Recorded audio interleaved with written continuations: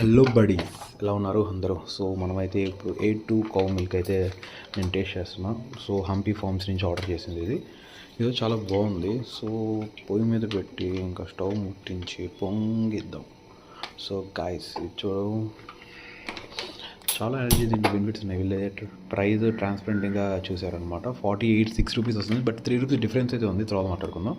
So పాలు అయితే పొంగినాయి బాగా. జాగ్రత్త కూల్ బడీ. సో నెక్స్ట్ అయితే మనమైతే నెక్స్ట్ దీంట్లో వేసుకుని కాఫీ, దాని తర్వాత ఫ్రూట్స్ వేసేసుకున్నాం అనమాట. యా చాలు. దీంతోపాటు నేను ఇంకా బనానా కూడా వేసుకుంటాను బడీస్. So milk పోసేసుకుందాం. లైట్గా వేడి పాలు అలా పోసుకుంటే సూపర్ ఉంటుంది. సో నెక్స్ట్ బనానా చేసుకుందాం.